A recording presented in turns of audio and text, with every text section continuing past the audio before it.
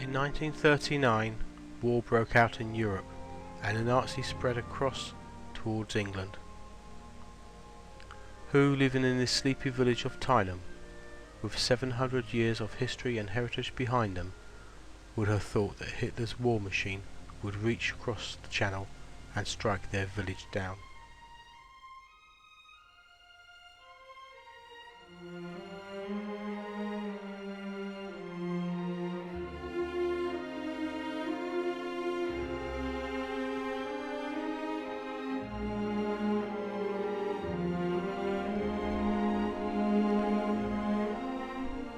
It was always foreseen that attack was possible from across the channel.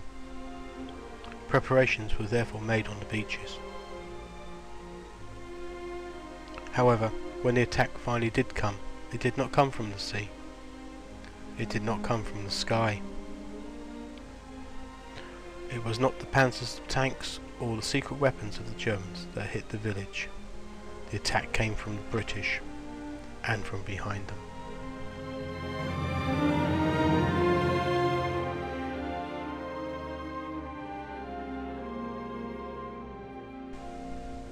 So let's go back in history and find out exactly what happened to the little village of Tyneham.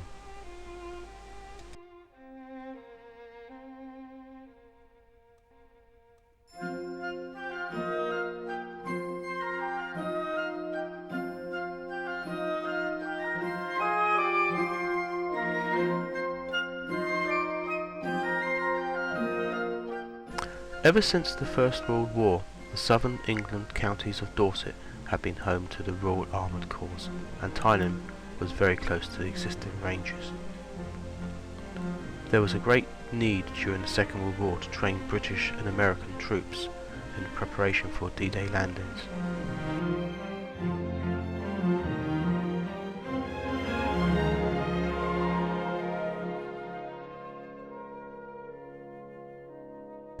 This led the government in 1943 to acquire additional land. Winston required 2 towns for his training, Imber in Wiltshire and Tyneham. Winston Churchill's War Cabinet issued notices to the 106 properties in a 12 square mile area including Tyneham village.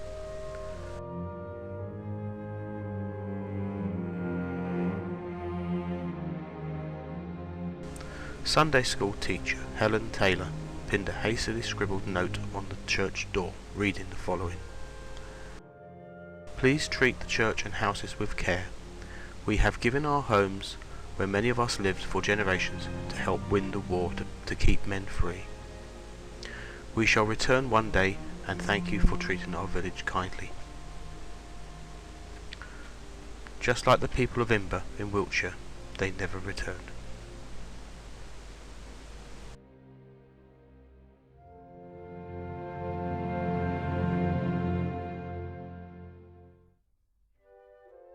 The parish of Tyneham didn't just include Tyneham, it also included hamlets of Povington, Eggleston and Warbarrow.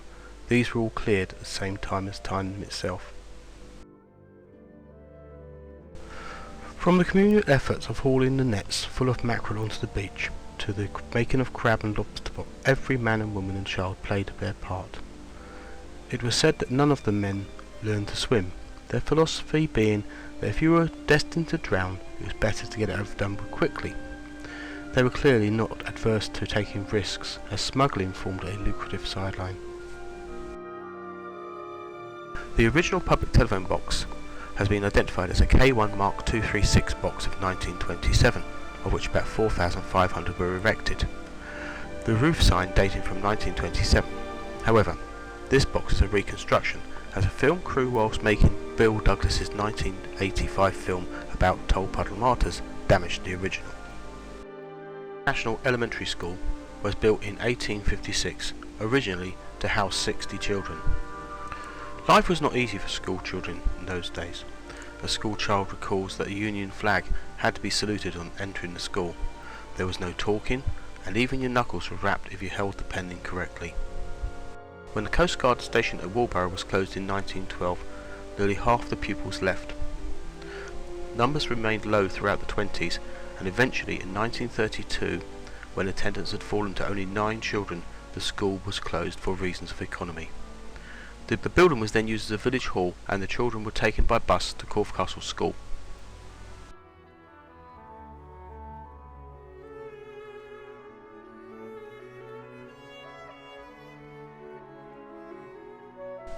Run along lines of almost feudal independence between landowner employer and his tenant labourers, the estate and village were directed from Tyneham House, a gabled 3-storey Elizabethan mansion of Purbeck grey ashlar built in 1523. It boasted grand mullioned windows that looked upon colourful gardens, immaculate lawns, and a majestic avenue of lime trees. One of the 3 great houses in the Isle of Purbeck, it had been home to the Bond family since 1683. By the late 30s, there were cracks shown in the village. The school was closed. There was no pub, no electricity, no piped water, and no development, unless the landowner sanctioned it.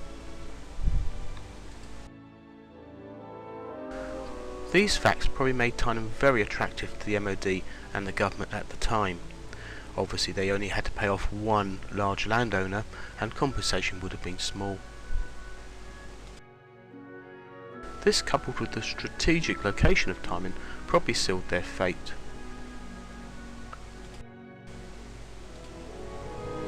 Ralph Bond, the last squire of Tyneham, died still bitter at the loss of Tyneham and deeply wounded by the government's shabby behaviour and broken promise to return Tyneham to him and his former inhabitants.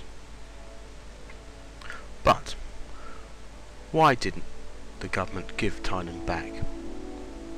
For that we have to go to 1948.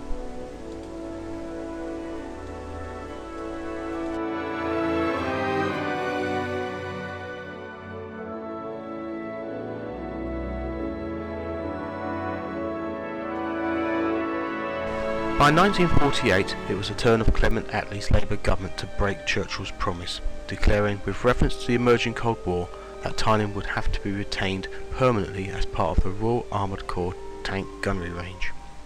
Generous financial compensation was paid out, but since most of the displaced were not property owners, funds were released so a special council estate, Tyneham Close, could be built at Sanford.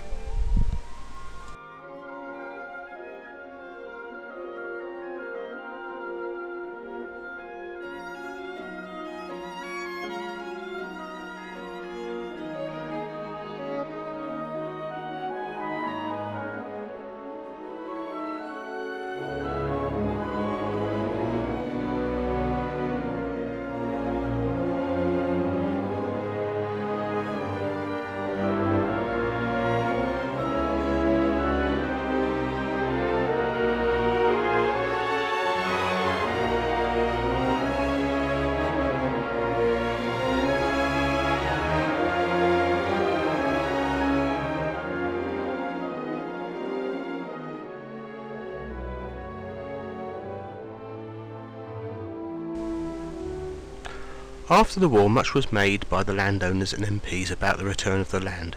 Many meetings ensued. A public inquiry, and the government produced a white paper setting out the need for land and training, etc. And given those circumstances, it didn't need to honour the pledges to return the land. That was pretty well it. The Elizabethan section of the Tyneham House was taken down by the Ministry of Works in later 1960s, which spurred a new campaign to free Tyneham, late in 67. The Tyneham Action Group was set up in May 68.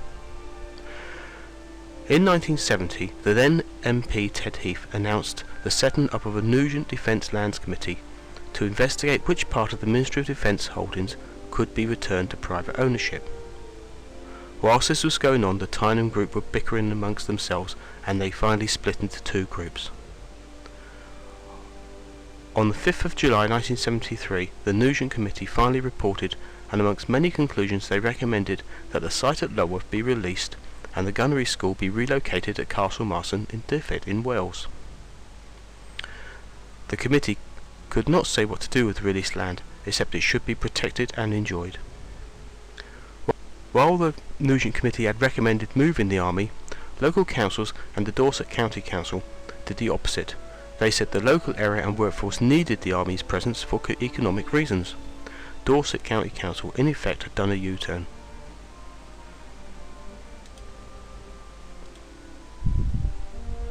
The government published a white paper in 1974 saying it was unable to accept the recommendation that the gunnery school should be moved from Lulworth to Castlemartin.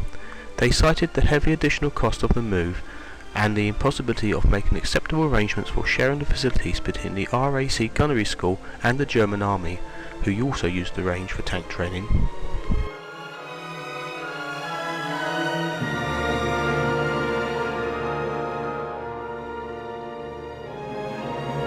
They cited the reasons for being the heavy additional cost of the move and the impossibility of making acceptable arrangements for sharing facilities between the RAC gunnery school and the German army, who also used the ranges for tank training. They also noted that whilst there had been total and united opposition in Wales for the greater use of Castlemartin, this was not the case in Dorset. In February 1975, Brigadier Roy Redgrave unveiled proposals for improving public access to the ranges. In September, Colonel Sir Joseph Weld cut a tape marking the opening of Lulworth Range walks. Effectively, this was the end of all the campaigns to free Tyneham. So, who was to blame? The army? The government? Dorset County Council? The Lord of the Manor? It's difficult to say.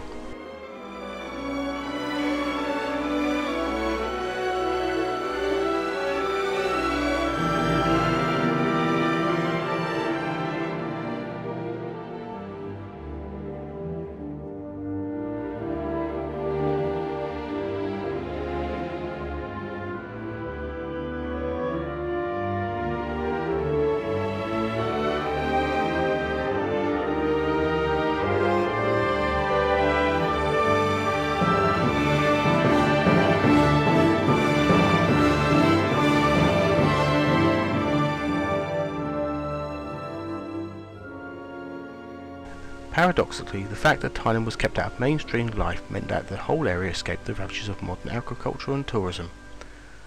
Elsewhere, housing was built and caravan parks established. The area's traditional wildlife flourishes there as nowhere else, with rare and threatened species that include the Dorset Heath nightjar and the Dartford warbler.